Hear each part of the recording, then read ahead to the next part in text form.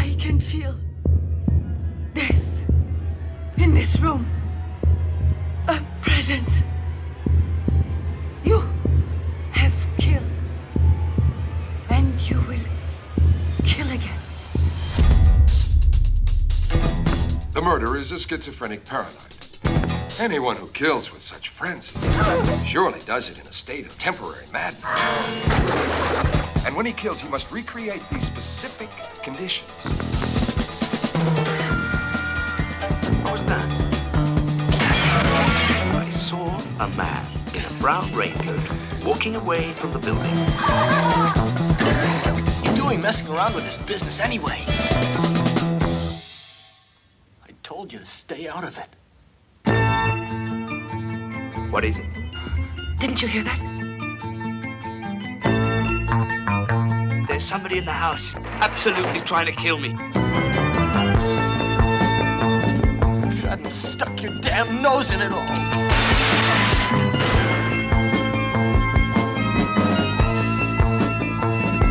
What I saw was a reflection in a mirror. I saw the face of the murderer.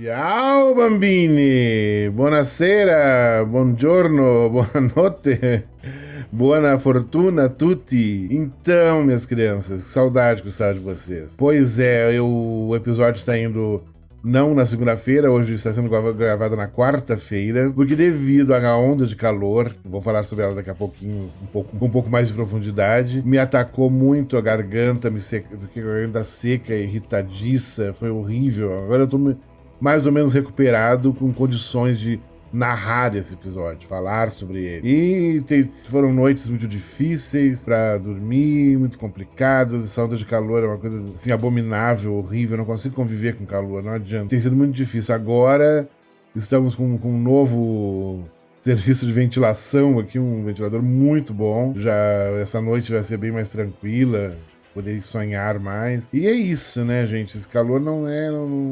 Tudo que é muito excesso, assim, não é legal. As coisas na sua medida certa, agradável, assim, tudo bem, a gente até curte, mas tudo que a gente vai estar muito quente. Hoje é dia 27, por exemplo, de setembro, da noite do dia 26 e dia 27, às 4 da manhã, estava fazendo 28 graus aqui em São Paulo. 28 graus de madrugada, pra vocês terem uma ideia. É muito complicado, é muito quente, é muito desagradável, mas fazer o quê? Por isso está sendo gravado, deve ir ao ar nessa quarta, dia 27, ou não sei. Mas houve esse pequeno atraso, nos desculpem, vamos procurar sempre colocar nas segundas-feiras, que era uma data que a gente havia fixado antes, vamos fazer o possível para manter essa data, né? Porque a gente aqui tá ainda no início do percurso, ainda não temos toda a tecnologia que a gente queria, tem uma série de outros problemas e a gente... Quando tiver financeiramente o podcast estiver mais estruturado, eu quero ter uma boa câmera, um bom sistema de som, mas aos poucos nós vamos adquirindo. O negócio é ir mantendo o espírito da coisa. Vou pigarrear agora um pouco. Então, crianças, pois é, né? Que calor. Meu Deus, meu Deus. Ainda teve uma pequena chuva hoje, que deu pra refrescar um pouco. E mais ou menos um milagre. Há muito tempo eu não sabia que era chuva. A Sofia começou a latir. Que coisa estranha que está acontecendo. Mas eu acho que mais de 10 dias que não choveu. 10 ou 15 dias que não caiu uma gota de chuva aqui em São Paulo. E agora choveu e... Vamos gravar esse episódio com mais tranquilidade, assim, com o ar mais, sabe, com uma certa umidade. Que não tinha, a umidade estava muito baixa.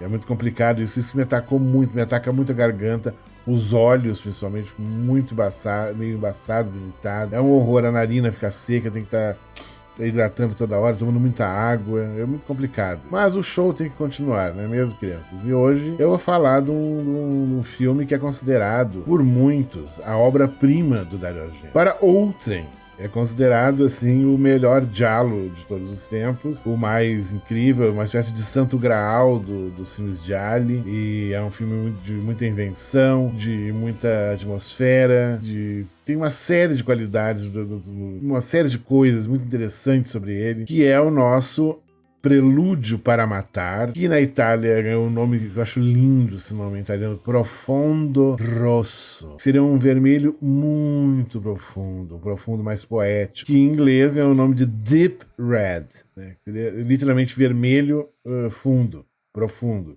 Intenso. É de 1975. O nosso querido Dario Argento estava consagrado mundialmente graças à sua trilogia dos animais, né? O Pássaro das Plumas de Cristal, O Gato de Nove Caudas, Quatro Moscas sob Veludo Cinza. Então ele já era uma estrela. E dentro do giallo italiano ele era o grande mestre, o cara que teve bilheterias enormes e gerou um efeito um efeito bola de neve, porque fizeram sucesso esses três gialli dele, e aí todo mundo começou a produzir giallo também, foi uma coisa, e a produção aumentou, do final dos anos 60 até 72, 73, eram dezenas de títulos, era uma coisa impressionante, coisas de muita qualidade, algumas coisas não de qualidade meio duvidosa, mas o Dario sempre, até esse momento, fazia só coisas incríveis, impecáveis, assim, dignas da mais alta honraria cinéfila, assim. Eram filmes de muitíssima qualidade. Como é esse Prelúdio para Matar, né, de 75, e o senhor Alfred Hitchcock, depois que viu esse filme, fez um comentário: nossa, esse garoto italiano tá querendo tomar o meu lugar, eu tenho que me preocupar com ele.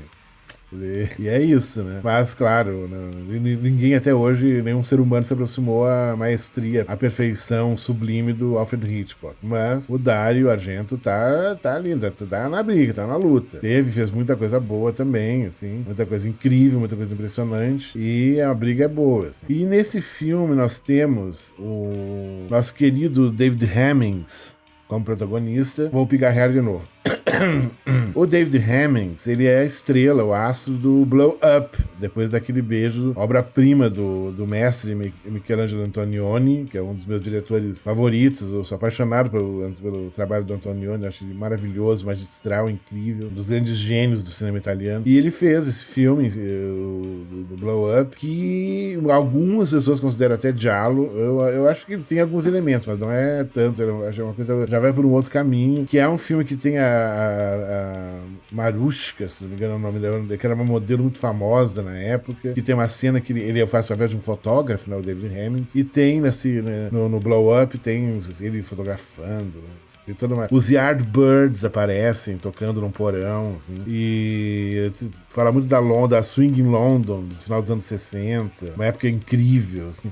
Se eu pudesse voltar no tempo, assim, eu gostaria de ter vivido naquela época, embora na época eu era um bebê, literalmente, em 68. E as coisas, assim, nesse filme funcionam muito bem. O filme é matematicamente, entre aspas, muito perfeito. Eu acho, assim, que ele... E assim como o Halloween do John Carpenter tá pro slasher norte-americano, dos anos 80, o Prelúdio para Matar, o Profondo Rosso, Deep Red, está para a fundamentação clássica do giallo. Assim. Ele tem todos os elementos ali presentes de maneira muito nítida, muito contundente. É uma coisa impressionante o trabalho do Argento nesse filme. E o David Hemmings, ele faz o papel de um pianista de jazz, o Marcus Dalai, não sei se é assim que se pronuncia, D-A-L-Y, e ele tem um amigo, que é o Carlo, que é um amigo meio estranho, meio doido, assim, e os dois estão numa noite, numa praça, assim, um lugar bem amplo. Já tem essa coisa do Argento focalizar em espaços, assim, com estátuas no fundo, uma coisa meio do trabalho do De Chirico, que eu já falei aqui quando eu analisei a cena do cão e do pianista cego do Suspiria, né? E o De Chirico tem essa coisa de colocar os grandes espaços vazios, uma estátua aqui, uma coisa meio greco-romana. E ele, uma noite, tá ele, o Marcos e um amigo, o Carlos, eles ouvem um grito e ele vê uma moça na janela, assim, sendo atacada, mas voltando atrás, no flashback. O que vemos no início, né, do filme, como uma espécie de abertura, uma espécie de prólogo, a câmera tá bem abaixo, né, não tá mostrando de baixo para cima tudo que tá acontecendo. Nós percebemos que um homem é assassinado e um menino, uma criança, né, pega a faca que foi jogada pelo assassino no chão e nós vemos isso no rosto daquele menino. O menino parece uma pintura, lindo. E aquela faca com sangue na boca. É uma visão muito perturbadora, aquela. Uma coisa impressionante, muito perturbadora isso. E de fundo tá tocando uma música meio de fábula, uma coisa meio infantil, uma coisa...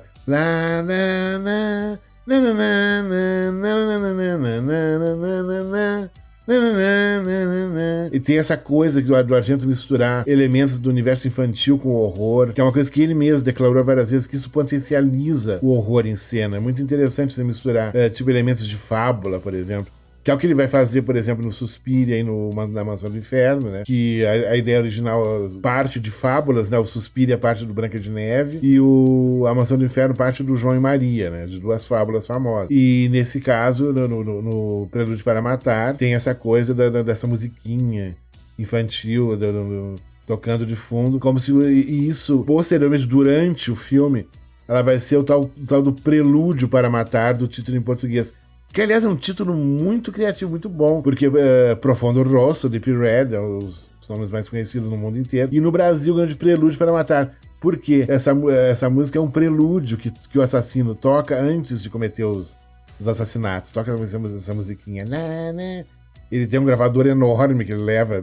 É muito engraçado. Mas isso a gente comenta depois. Aí, nós temos essa coisa dessa música infantil anunciando cada um dos assassinatos. Mas nós vemos, então, como eu falei, tem esse prólogo dessa criança, né? Pegando a faca que o assassino utilizou. Depois nós somos transportados através de uma cortina de veludo vermelho. É muito legal essa composição do vermelho no filme. E nós entramos num teatro. O teatro tem várias cortinas, tem várias toda uma concepção de direção de arte, toda em vermelho. E nós estamos numa conferência de uma parapsicóloga, a senhora Helga Ullmann. Helga Ullmann, ela vai demonstrar a sua mediunidade, adivinhando coisas. A plateia... Quem na plateia tem uma chave, ela adivinha como é a chave que um sujeito tem. Não sei o que. Ela começa esses truques de adivinhação, assim. Sabe? Só que ela acaba sentindo uma presença. Tem a presença de um assassino no teatro. E ela fala assim que, nossa, e você já matou. Ela meio que há uma incorporação, assim, uma coisa. E ela meio que diz: você matou uma vez e vai matar novamente. Isso tem um filme britânico que utilizou isso, mas quando eu for falar da influência do terror britânico que os italianos tiveram, né, em algumas coisas do horror britânico dos anos 70, eu vou falar melhor até. Mas voltando ao filme do Argento, então tem toda essa sequência que tem uma mise-en-scène, uma direção muito forte, muito bonita, muito atmosférica, assim. E aproveitando bastante a coisa do teatro, né? Uma coisa muito forte. E ela diz que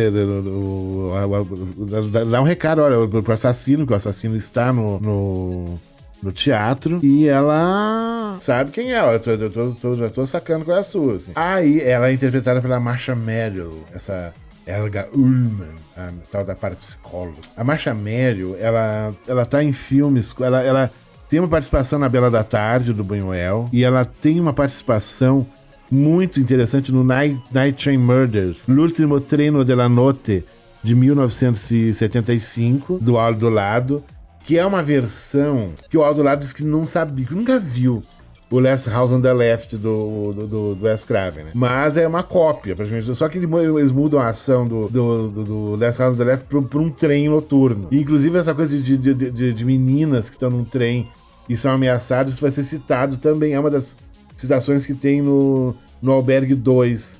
Que é um filme que tem muita citação de terror italiano nesse filme. É impressionante. E tem essa citação do Night Train Murders, do Aldo Lado, que é um filme muito legal, um thriller muito legal. Embora seja a história do Last House on the Left, é aniversário macabro, se não me engano, no Brasil. E é impressionante. Mas ele jura, o Aldo Lado, não, nunca vi esse filme, não. É o Wes Craven? Quem é o Wes Craven? Nunca admitiu isso. Mas é uma cópia, impressionante. Até os desdobramentos que tem depois, tudo. Mas é um filme muito tenso, um belo thriller, esse Night Train, o último trem da noite, seria, de 75, que é a nossa Marcia Merrill, que vai interpretar a Helga Ullmann. Ela tá nesse filme, ela é uma atriz muito tem um rosto muito expressivo, uns olhos lindos, azuis. E como eu falei antes, o Marcus e o Carlos eles estão numa praça e eles ouvem um grito de uma mulher e o Marcus ele vê essa mulher na janela sendo assassinada. E essa mulher é a Elgal. Por quê? Porque ela sabia quem era, que o assassino estava na plateia do encontro aqui da reunião de parapsicologia. E aí o cara falou, vou eliminá-la. Como todo psicopata, ele dá um jeito de eliminar qualquer possibilidade de ser descoberto.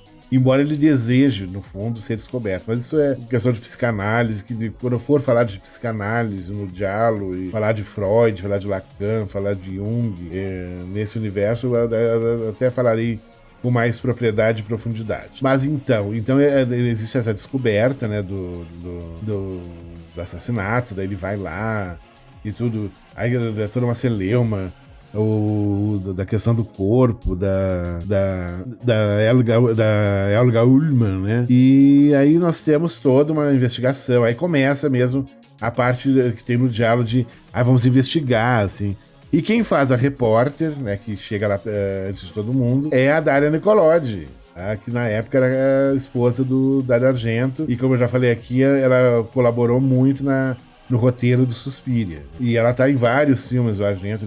E mesmo eles sempre se separaram, eles sempre foram muito unidos, né? Ela sempre ajudou ele na produção, ou como atriz, ou como produtora, ou colaborou no roteiro, indiretamente. E ela é a tal da repórter, e se constrói em torno dessa repórter toda uma coisa de empoderamento feminino, que eram pautas que estavam em alta nos anos 70, né? Essa questão do feminismo, da diversidade, da participação da mulher em espaços outrora mais masculinos, como por exemplo uma repórter policial. Eram homens repórteres policiais, e uma mulher repórter policial é uma coisa meio até inédita para esse universo. E ela tá lá. Ele tenta inserir alguns itens, alguns lances de comédia, mas o Argento nunca conseguiu fazer comédia. Ele tentou, assim, mas fica tão... acho que dá pra dizer que o Argento tem defeitos no trabalho dele, é quando ele quer ser engraçado. Ele não consegue ser engraçado. Fica meio... um riso meio assim amarelo, sabe? Não rolou muito, assim. E aí começa toda a investigação, né?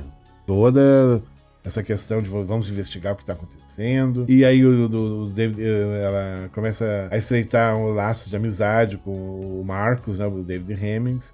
O David Hemmings, agora estou me lembrando. Ele tem um filme que ele fez na Austrália chamado Ânsia, que é Thirst, que é um filme de vampiros, diferente de tudo que vocês já viram na vida. Eu faço questão de abrir esse parênteses.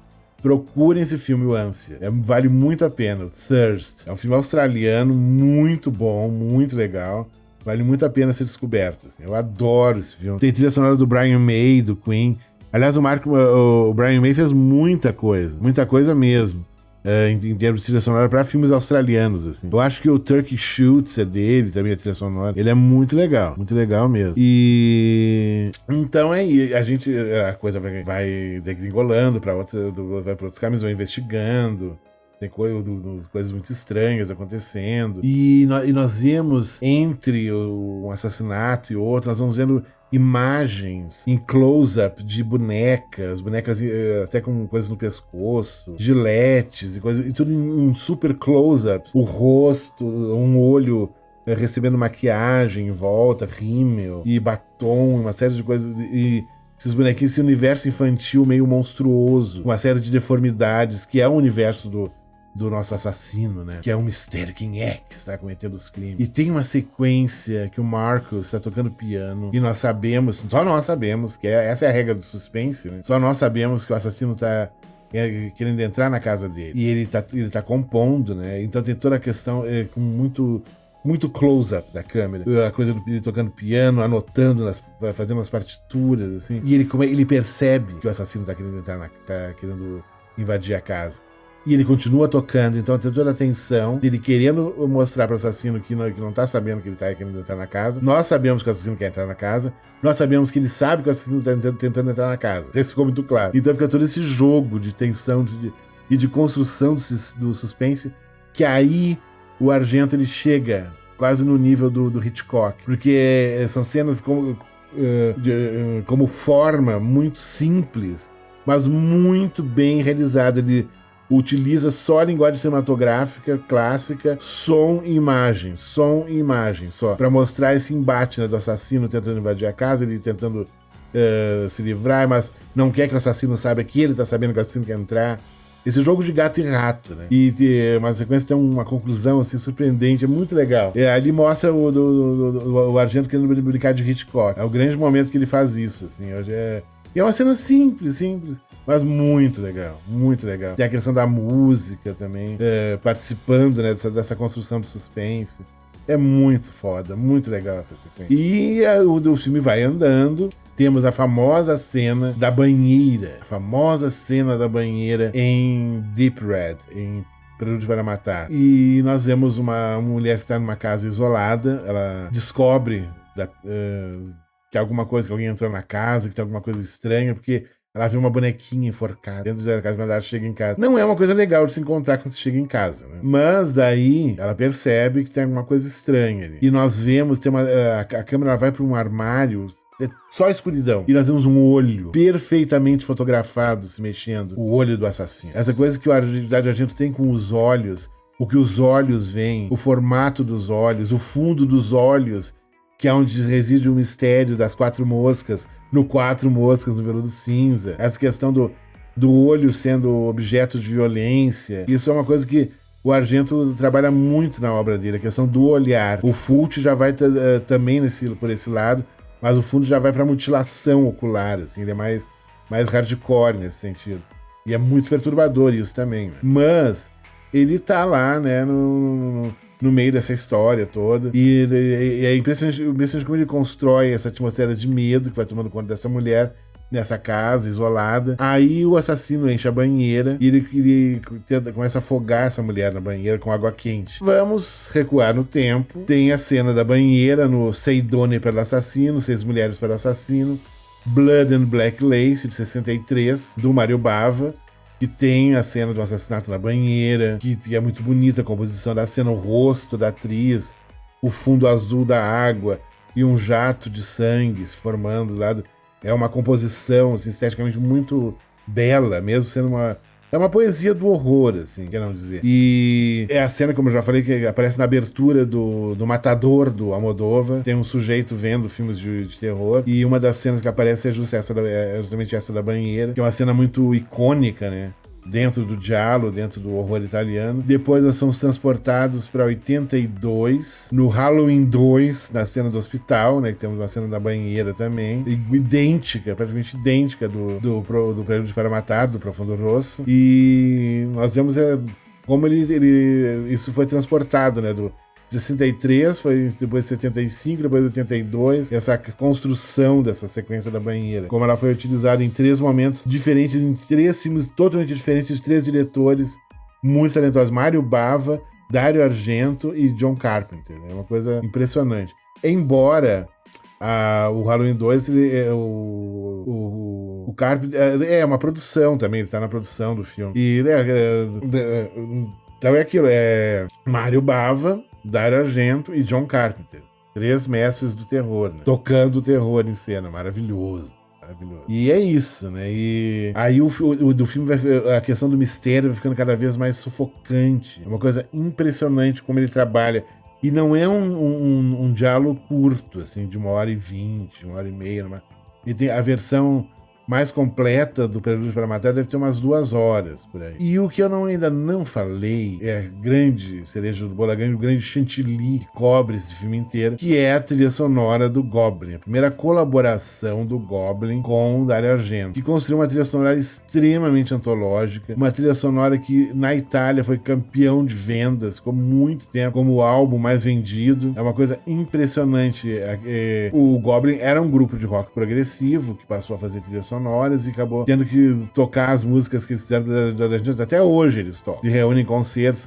Às vezes o Claudio Simonetti tá com eles, às vezes não tá. Tá com a banda dele, o Daimonia, que também toca várias coisas de filmes do Dario Argento e de outras pessoas. Que tem a trilha que eles fizeram pro Romero, né? Do Dawn of the Dead. Com a colaboração do Argento. O Argento dava umas sugestões pra trilha. Assim. E a música do Prelúdio para Matar é uma coisa tão impressionante, tão diegética, tão vital ao filme, quanto a trilha que eles fizeram pro Suspiria. Não, é impossível imaginar o Prelúdio para Matar... não dá pra imaginar o Prelúdio para Matar sem a trilha do Goblin. Não existe. E a mesma coisa do Suspiria. Sem a trilha do Goblin, o Suspiria não existe. São dois filmes que dependem muito da questão diegética da música. Assim, uma coisa impressionante. Eles não podem viver separadamente. A música do filme, ela foi feita sob medida ali. É impressionante o resultado. É uma bela trilha sonora do Prelúdio para Matar. Assim, e logo depois eles fizeram o Suspiria, né? Daí já estava no auge da colaboração dos dois, do Goblin com o Dario Argento. E como eu falei que o Dario tinha participado ele criou, né? Dirigiu, roteirizou, produziu com o irmão, com o pai, a trilogia dos animais, né? O Pássaro das Plumas de Cristal, o Gato de 9 Caudas, o Quatro Moscas no Veludo Cinza. E por causa disso, muitos outros filmes Gialli começaram a ter nome de animais também para atrair o público, né? Como o Iguana da Língua de Fogo, entre outros. E o filme era o Prelúdio para Matar, o Profundo Rosso, era para ter se chamado O Tigre dos Dentes de Sabre. Não me perguntem por, mas eu acho que eles iam dar um jeito de introduzir o tal do tigre no meio da história, mas acabou ficando Profundo Rosso em italiano e Deep Red em inglês e Prelúdio para Matar no Brasil. Que, aliás, a primeira vez que eu vi era uma cópia tão ruim, mas o filme é tão grandioso que mesmo com a cópia ruim, que as laterais estavam cortadas, tinha cenas que o enquadramento não era para dar os atores, um em cada canto, não apareciam, só ouvia a voz. Mas mesmo assim o filme é maravilhoso. Ele é tão bom, ele é tão foda, que mesmo a cópia ruim que foi lançada em VHS na época no Brasil, conseguiu me impressionar muito. Anos depois eu tive a oportunidade de ver em cópias melhores, quando saiu as primeiras edições em DVD. Eu tenho ele em DVD, em acho que umas 2 edições, uma da Anchor Bay, uma da Blue Underground, e tenho a edição que saiu da Versátil em Blu-ray, eram 2 discos, que era o Prelúdio para Matar, né, o Profundo Rosso, e Suspiria, né, que é uma edição raríssima, esse box em Blu-ray da Versátil, muito rara, do Dario Argento, que vem um pôster do Profundo Rosso, que aliás imita um pouco a arte do Corpo que Cai, do Hitchcock. Essa questão da influência do Hitchcock não é coisa só dos críticos, assim. O Hitchcock ele é a grande influência, não adianta, não tem como falar em horror e suspense sem pensar em como construir uma cena grandiosa, assim, para assustar o público, para prender o público. Isso o Hitchcock criou, não adianta, é dele essa paternidade, e os outros aprimoraram, né? Pegaram e acabaram construindo seu estilo, como o Dario Argento construiu o estilo dele, procurando apimentar com bastante sangue, bastante violência gráfica, e o Brian De Palma do estilo dele, né, cinematograficamente falando, e com as colaborações com o Pino Donaggio, e toda a questão, uma sensualidade muito elegante, né, nos filmes do De Palma, e também uma certa violência também, que o De Palma não é também... E eu acho que o De Palma dos discípulos do Hitchcock, eu acho que ele é o mais promissor, o que conseguiu pegar mais o espírito da coisa.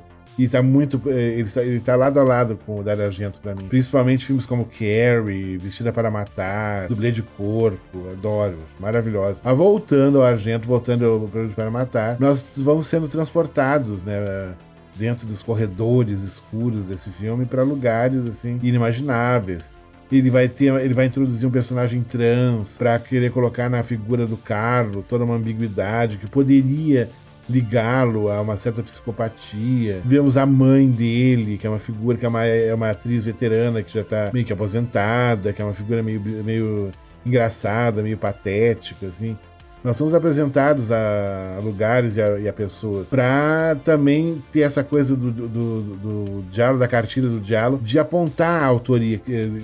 Será que esse aqui é o assassino? Não será que esse aqui é o assassino? De criar meio pequenas narrativas para nos conduzir, nos desviar de foco o tempo inteiro. Há essa confusão, essa ambiguidade, né, nas figuras dos assassinos, da autoria, né, dos assassinos. E nesse caso é muito bem realizado, assim, essa questão de quem está matando, né? Nós temos também uma sequência impressionante que eu me lembro, porque o Prelúdio para Matar, eu tenho uma lembrança muito incrível, muito nostálgica, muito gostosa dele, que é a seguinte: quando começou a Sessão Comodoro, o Karl Reichenbach ele fez uma votação das pessoas, quais eram os blogs que as pessoas mais gostavam, e o meu blog estava concorrendo, eu ganhei uma menção especial, a entrega foi no Cine Sesc, todos foram chamados pro palco, eu agradeci, ganhei um prêmiozinho que era que era a questão que era o cap do Commodore, que é uma homenagem ao pai dele, e tinha era um objeto de metal com uma espécie de marcador de livros, assim. E eu me lembro,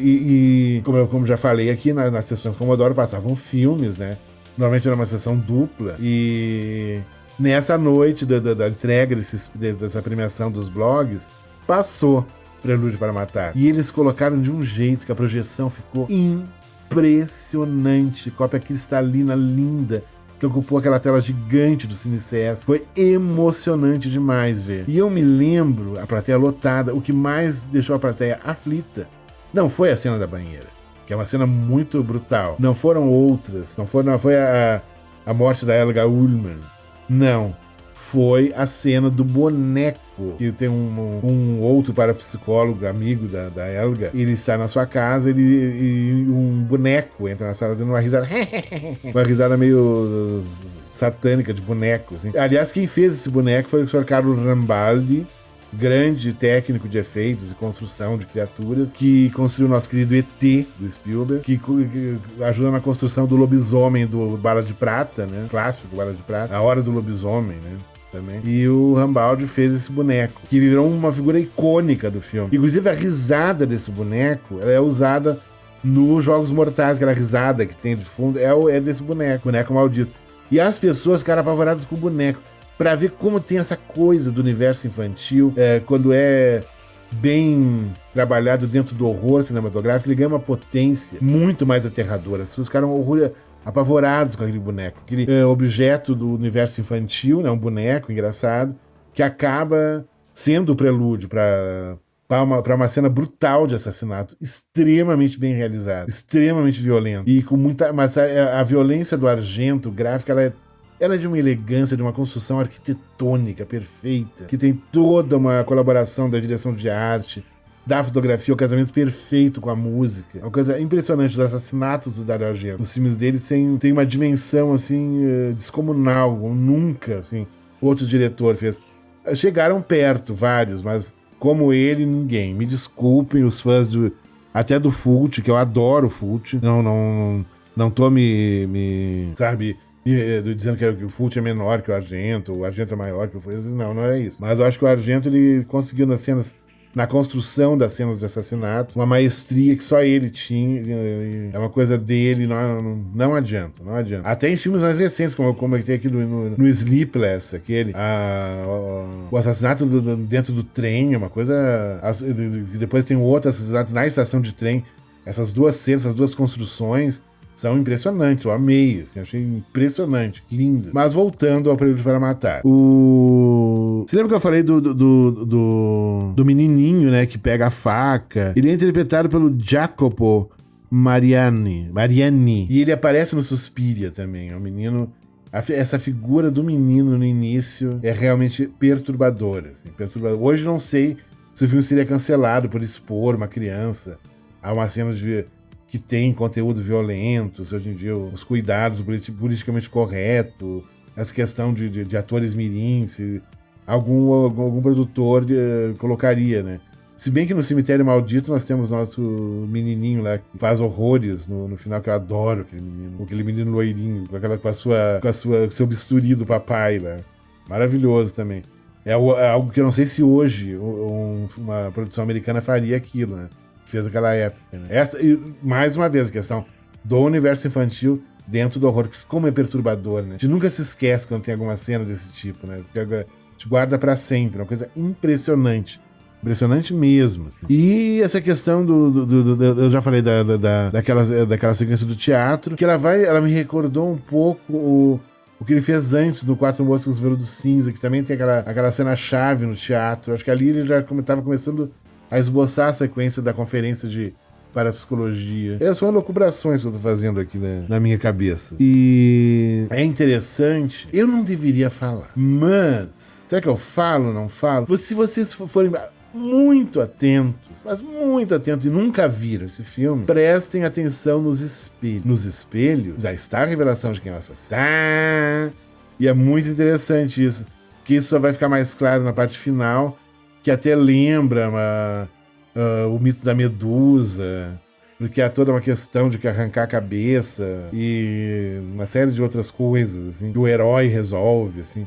Mas é muito legal, é muito legal. E esse filme, ele tem um elevador, que é uma coisa meio de aquelas grades pantográficas, assim. Aquilo ali acabou entrando no roteiro porque do lado do apartamento onde eles estavam escrevendo o roteiro, se ouvia esse elevador o tempo inteiro. Então esse som do elevador ficou na cabeça deles o tempo todo. E é impressionante, assim, o que eles conseguiram.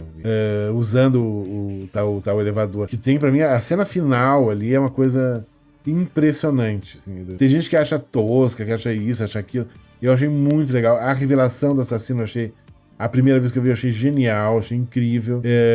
Tá dentro da galeria do Giallo, aquela revelação final. Tem a cena da poça de sangue com o rosto do Hemmings, do personagem Marcos. Assim, aquilo ali, o Argento se baseou, eu acredito, em uma sequência que tem no filme o Hércules no Centro da Terra, que tem uma cena, que é maravilhoso esse Hércules no Centro da Terra, do Mário Bava, acho maravilhoso. Visualmente é impressionante esse filme. E tem uma cena que o Christopher Lee tem também o rosto refletido numa poça de sangue. Então acho que eu não sei se o Argento está citando o filme do Bava, se é uma coincidência de concepção estética, mas é demais. Que a tela fica toda vermelha, mostrando o reflexo do David Hemmings e aparecendo escrito: você acabou de assistir Profundo Rosso, acabou de assistir Deep Red.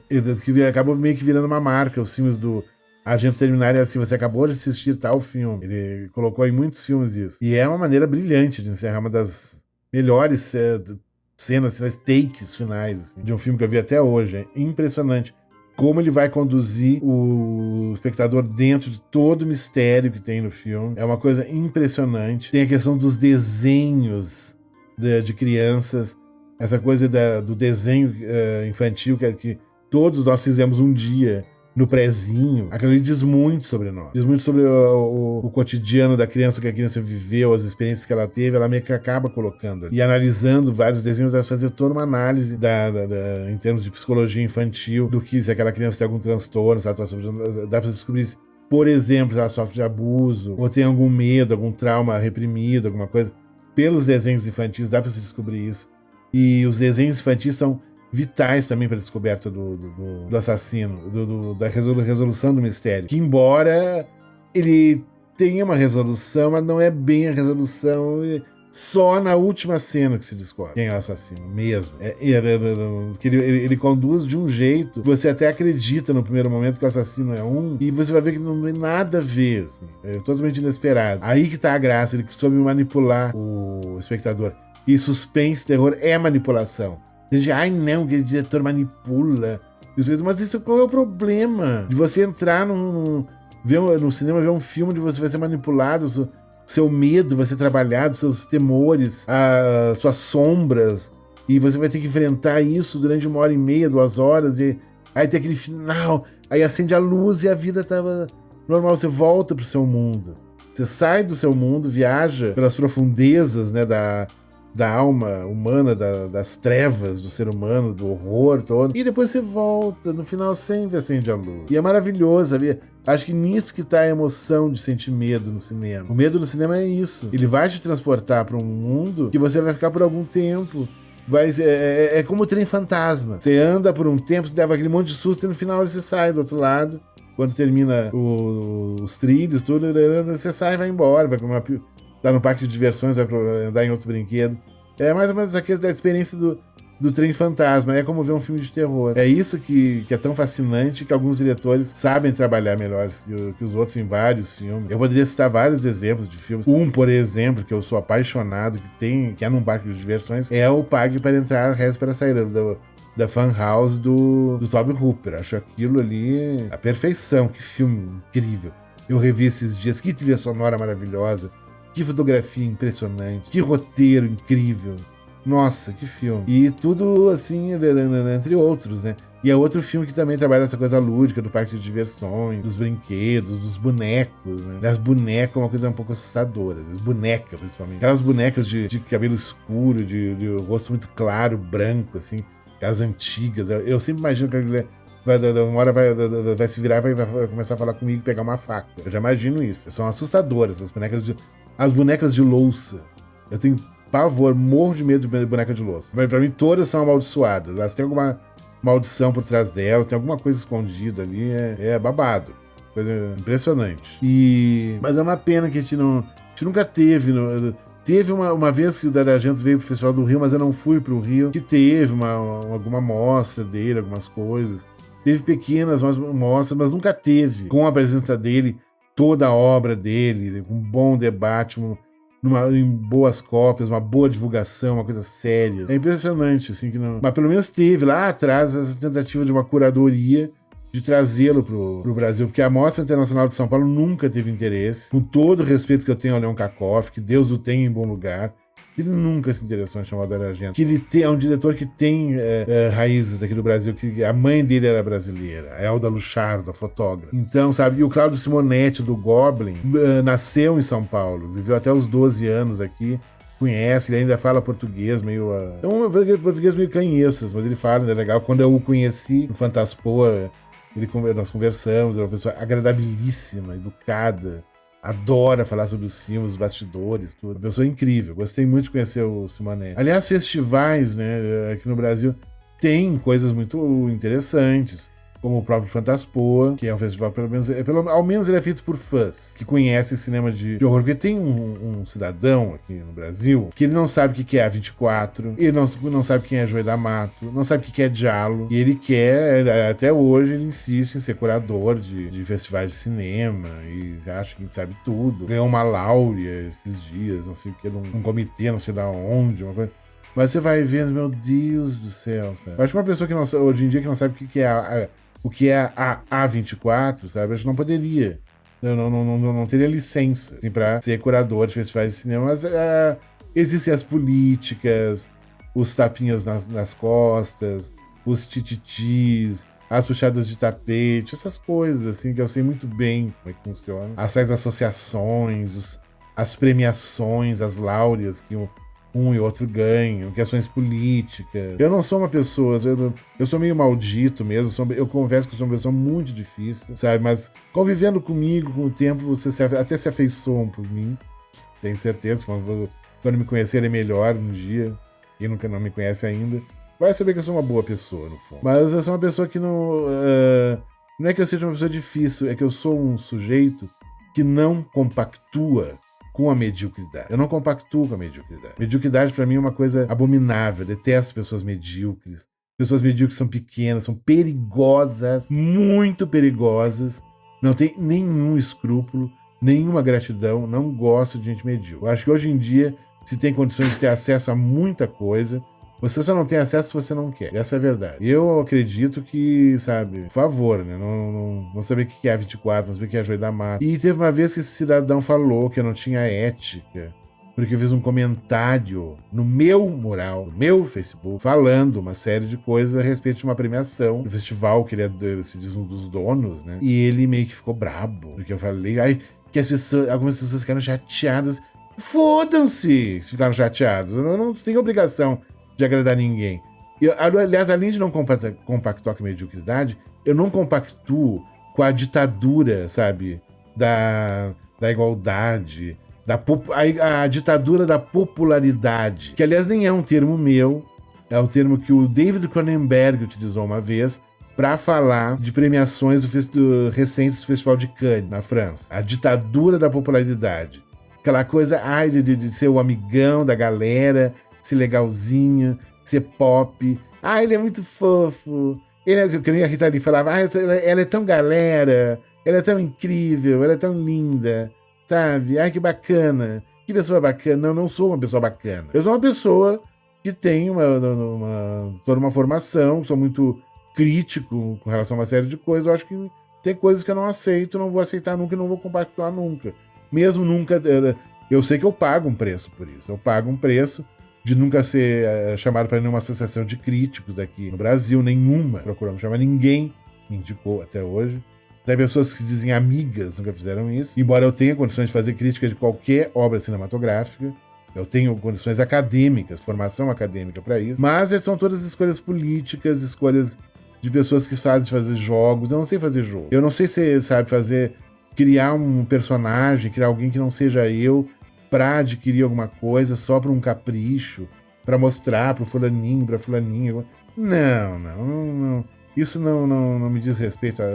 Não, pra mim isso não quer dizer nada. Eu sou muito verdadeiro, muito transparente, pretendo continuar assim, mesmo pagando o preço que eu pago, não sendo uma unanimidade, porque as pessoas que gostam de mim, tem pessoas brilhantes que gostam muito de mim, amigos queridos, assim, o retorno dessas pessoas, até de pessoas que eu não conheço pessoalmente, conheço virtualmente e que me conheceram através do meu trabalho, que já vem desde lá do Mundo Paura, do blog da UOL, depois do canal o Nude Selvaggio, que virou Cinema Ferox, e agora que eu com o Mundo Diálogo, com esse podcast, sabe? Tem pessoas que são admiráveis, incríveis, lindas, que eu amo.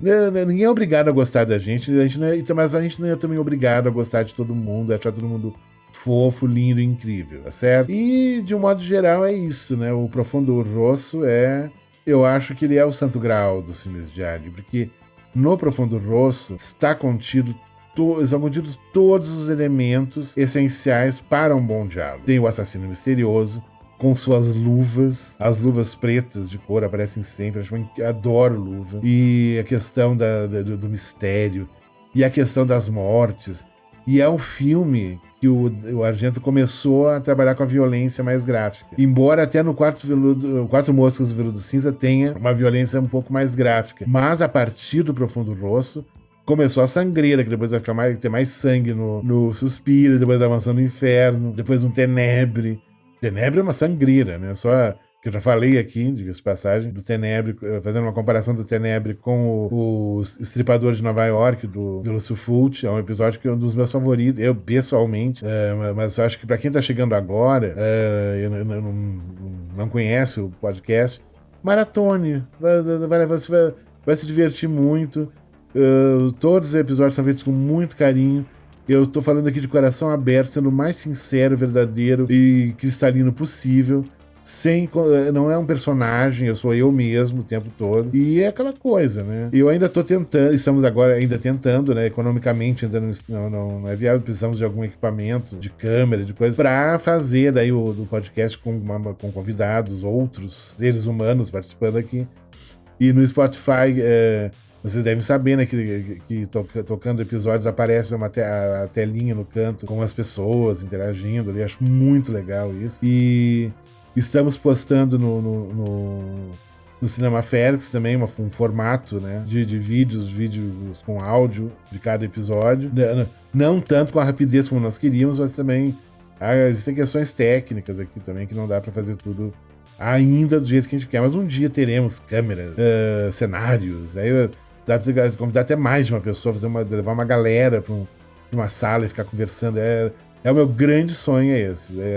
É ter episódios com fãs falando sobre os filmes. E, felizmente, pra minha alegria, e acho que a internet me ensinou isso, eu não sou único. Eu não tô sozinho. Tem muita gente de vários lugares do mundo que adoram esses filmes doidos que os italianos fizeram. Esses filmes incríveis e únicos, né? Do giallo, do gótico, dos zumbis, dos canibais, dos pós-apocalipses e policiais e tantos outros gêneros e subgêneros que eles criaram. Os faroeste, adoro faroeste italiano, adoro tudo que vem da Itália. E também o cinema clássico, né? Claro, que eu já falei hoje do Antonioni. Adoro Fellini, sou apaixonado por Fellini, Ettore Scola, Dilo Pontecorvo. Eu acho a Batalha de Argel uma das maiores obras-primas da história do cinema, não só do cinema político, mas do cinema. Nino Risi, Hélio Petri, adoro Valério Zurlini, o Pasolini, o Pier Paolo Pasolini, já falei. Tem muita, Marco Ferreri, adoro. Tem muita gente boa, tem muita gente incrível. Nossa, é uma cinematografia apaixonante a italiana. O Nani Moretti, esse pessoal todo. Acho que eles brilhantes, incríveis, Aldo Lado, Pupi Avati. É um povo muito legal.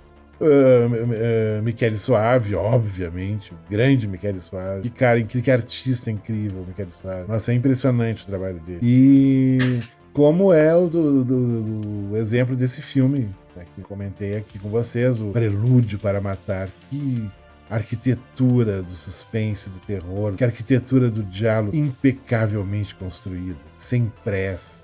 É como um vinho sendo curtido num barril de carvalho.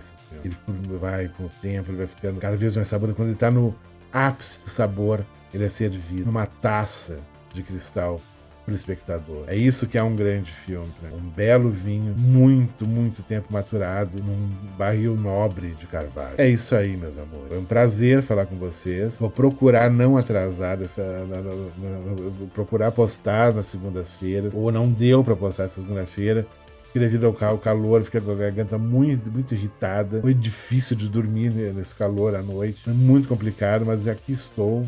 Sobrevivi. Agora estamos com um ventilador novo, super potente. E agora ninguém me segura. E para breve, no Cinema Ferox, no YouTube, vamos ter o projeto finalmente, depois de muitos anos tentando, finalmente, pelo menos a pré-produção tá bem adiantada. Os 31 dias de horror para homenagear o mês de outubro, mês do Halloween. Um filme a cada dia. Um pequeno comentário de filmes que eu selecionei com todo o meu carinho e toda a minha atenção. E é isso, meus amores. É isso. Um grande beijo, um bacio a tutti voi e nos vemos em breve.